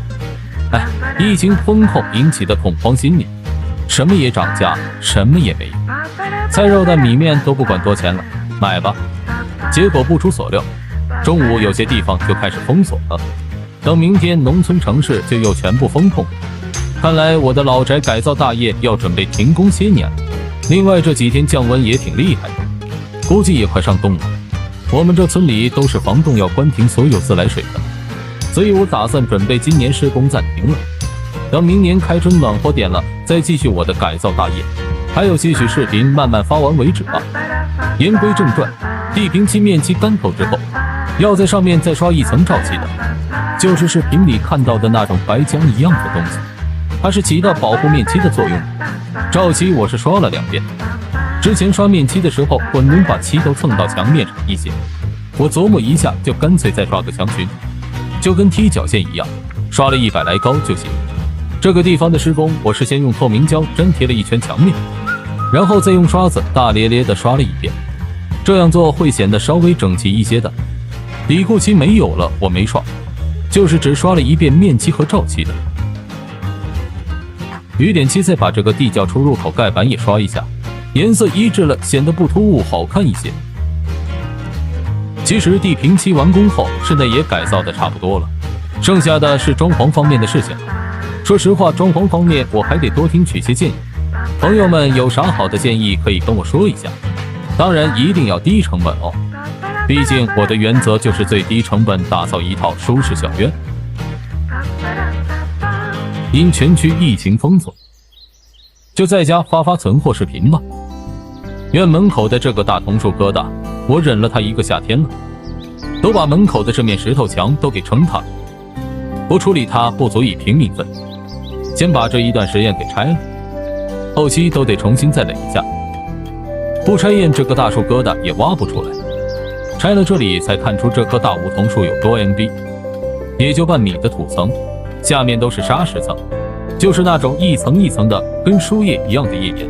这种东西说土不是土，说石头也不是石头。这棵梧桐树把根就直接往下扎，都能硬生生的在这一层开出一条树根通道。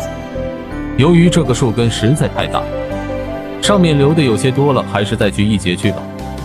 这一节也得有500-600包吧，节面积太大，电锯都不够长，我只能慢慢的一点点的截断。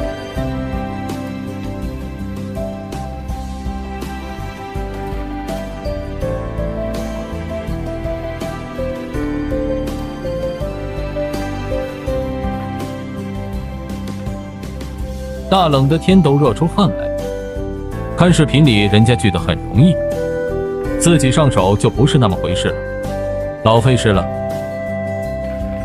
最终我还是把它解决掉了。锯下的这一段帮我想想能做点什么，不能浪费了。今天疫情封控第3天了，确诊又多了些例，不知道啥时候是个头啊，全区都静默了，一切都停滞了。我就继续发点库存视频吧。这个大梧桐树疙瘩我实在是受不了它了，对这个大疙瘩直接够的了。关键时刻老将出马，老爸又来帮忙搞掉这个困难户，不请助力是不行了。我一个人的话，在1个星期也弄不出来了。我听老爸说，这棵梧桐树曾经杀过2次，砍1次留1个树疙瘩，算上我砍的这次一共3次，就一共是3个树疙瘩连接生长在了一起。所以说我这不是挖1个树疙瘩，而是3个树疙瘩，你中有我，我中有你们。可以想象这个玩意有多大，随便哪里连接着都挖不动。一开始我跟老爸采用了几种方式试了试，都不太顺利，非得劲可不少，但效果不大，因为我俩对这个也都没有经验，也只能一点一点的去尝试。这就跟解题一样，不能急，越急躁效果越不好。到后来我跟老爸决定用最笨的办法，那就是一点点的去抠，把这个大树疙瘩的周边抠干净，无论是土还是树根都挖干净，至少让这个树根的3面都暴露出来才行。这个办法是最慢的，可能也是最有效的。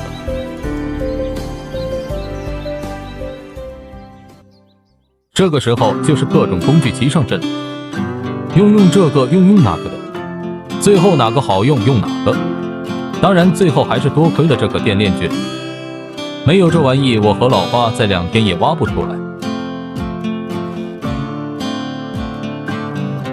老妈帮不上我俩忙，就自个去给外山墙牵缝去了，把最后剩下的那点水泥给用了，否则留着过冬就会结块浪费了。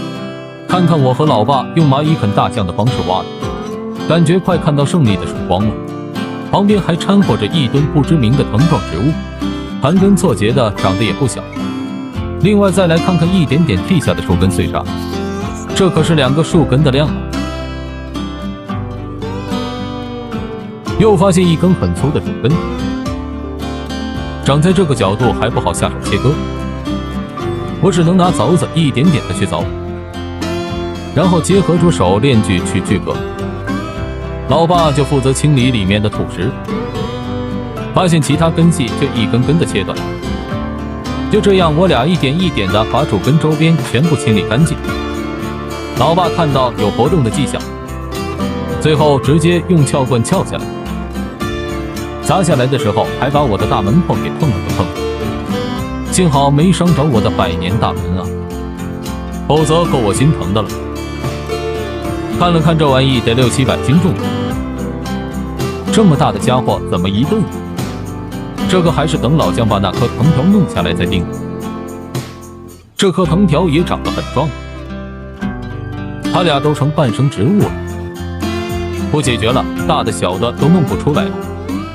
看这面石头墙上还扎着一些根系，终于历尽艰辛把这个大树根疙瘩摆平了，这下感觉清爽多了。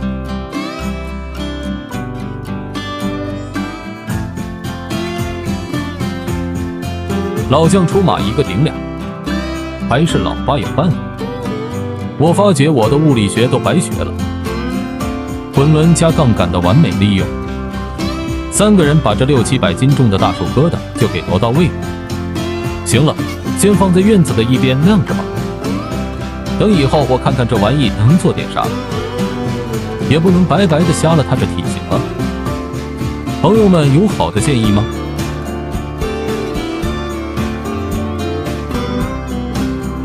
这么立起来都将近1人高了，就是梧桐树根总感觉没价值。隐患解除了，得把这一段实验好好的垒一下。老爸说的，按照老工艺垒砌起来，能保证100年不塌。具体怎么个老工艺法？继续往下看，这堆土石已经用不了那么多了，就往门口的栏里倾倒一些吧，这样就近处理要省心一些嘛。把栏顺便垫一下，以后可以种菜。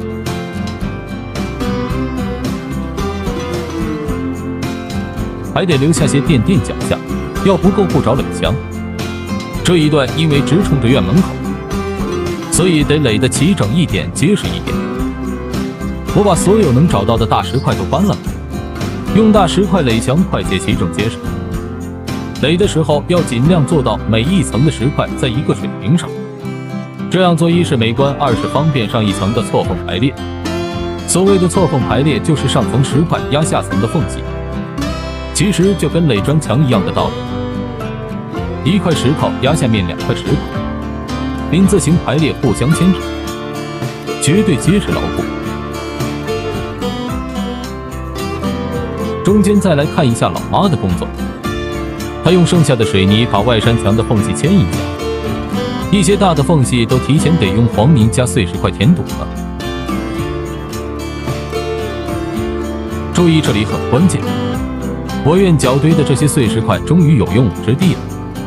别小看这些感觉无用的碎石块，它们就是老工艺里石墙100年坚挺的关键。仔细看，都在垒的石墙里面堆放着。老爸说这叫做背墙，背墙越厚越好。碎石块能辅助石墙不偏不倚。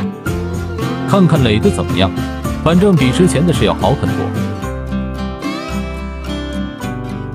之前垒了一半，今天继续垒，大石块也没多少，剩下的都是些中不溜秋的和小块的，这样垒砌起来难度就加大，进度就开始减慢了。院子里的碎石块也不多了，围墙的厚度也得变窄才够用。但是无论是用怎样的石块垒墙，领字形压制的原则尽量是要保持的。另外，因为石块的不平整，什么形状的都有，垒的时候需要各种各样的小石块去垫去支，尽量做到要把每一块石头都垫平支稳，然后再继续往上垒，边垒边把活动的石块塞住。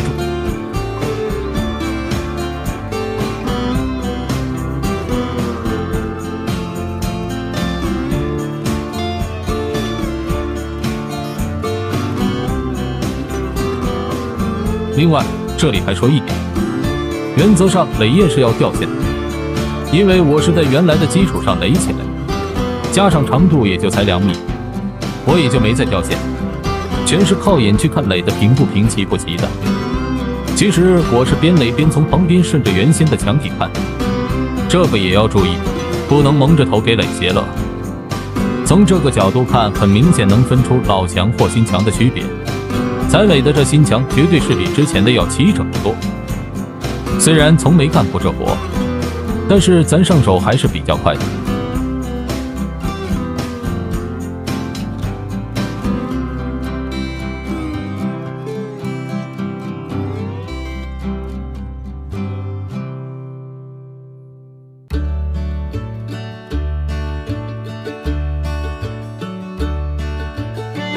当然，边垒还得边用小石块背墙，这样算来，墙体的全部厚度都能达到600到800，这样厚度的墙体能不结实吗？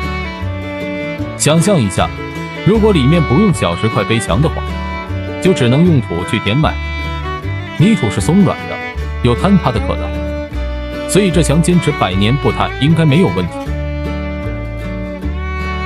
行了，就垒这么高吧。这个时候再去把脚下的土石回填，这些土里面含碎石头太多，也不是啥卧土。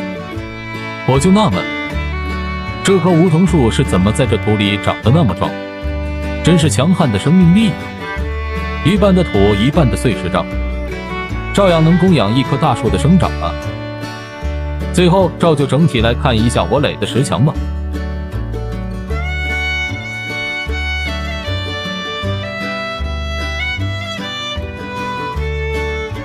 这堵墙终于垒完了，就顺便把门前这方地面给整理一下吧。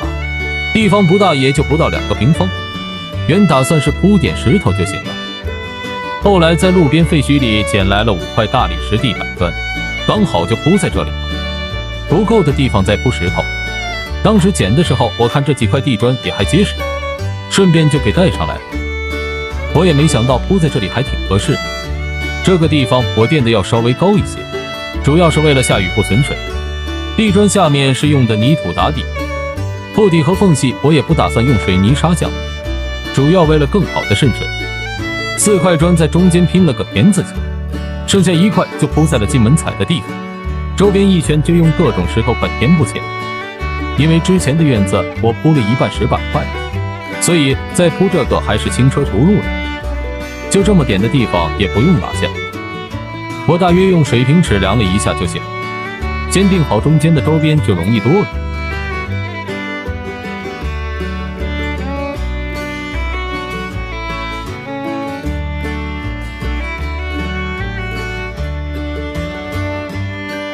好了，先来看一下铺好的效果吧，是不是感觉还算可以？以前可是泥地哦，现在干净整洁了许多。最后再用废水泥板砸的碎石粉填一下缝隙，用这个比用土填应该要好。台阶也顺便修整一下，稳当好走就行。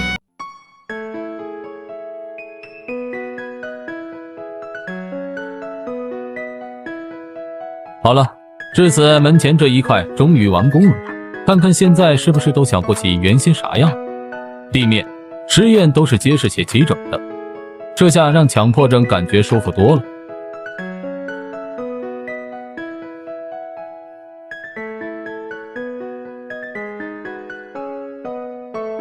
门口的实验垒完了，这路边的实验也得垒一下。之前是有的，不知何时塌了一部分。我挖那个大桐树根的时候又拆了一部分，其他都完工了，就该处理一下这个地方了。我看了看余下的寥寥几块大石块，就先用大的来打底吧。基础牢固，上面才稳当吗？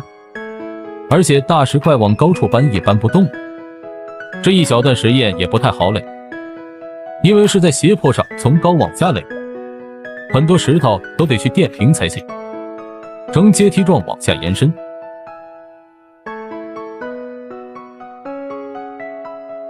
从这个角度看的也挺明显，是有点蜿蜒曲折的往下走的。这种石墙里面无法背墙了，所以垒的时候不能光考虑到一面，两面是都要照顾到的，既要牢固还要美观。我垒这石墙跟人家一些石匠垒的还不一样，人家是都把每一块石头修整的横平竖直的，而我不会，直接拿原石来垒就行。可以说没有一块整齐的石头，这些形状各异的原石我都是靠小石块来垫平的，基本上每块石头都依靠小石头来垫的，这也是没办法的事。这就不错了，至少都不是些圆滚滚的石头。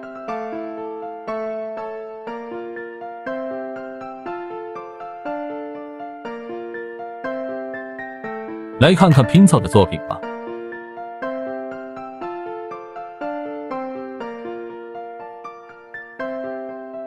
这个高度还是不行的，至少也得垒个1米多高吧。再从院子里寻些大点的石块搬上来，之前的都用光了。垒个石墙看似不长，但用石头可不少，很多时候都是大石头不够小石头来凑。不过小石头不好用，一是垒的不如大石头结实，二是不如大石头垒的齐整好看，三是费时效率低，越是小石头越得仔细的垒砌。从这个角度可以看出我垒的不是很宽，主要是因为原先的基础和石块的限制，这个宽度也就300-400吧，其实半米宽是最合适的了。我们这里的房子的厚度都是半米来宽的，几百年不塌确实稳当。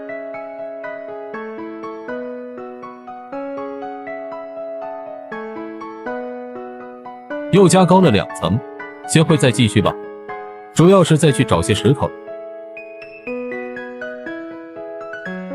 没啥大石头了，我就把准备院子铺地的搬来一些，就剩一些薄板类的，先垒砌起这里来，以后铺院子再说吧。这算不算是拆东墙补西墙呢？我垒的这石头墙外面要比里面整齐好看一些，说实话，里面看不到的墙体就感觉里出外进的了，结实是挺结实的，就是不齐整了。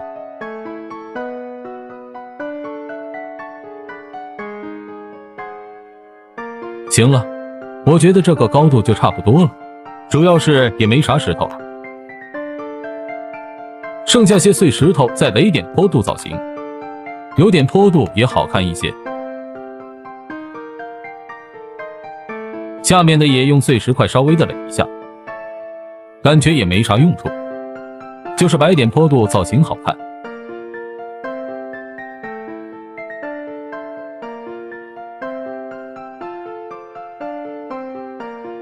最后老规矩，慢走一遍，看看整体的效果，这样门口这条实验就完工了，比之前的效果是要好点。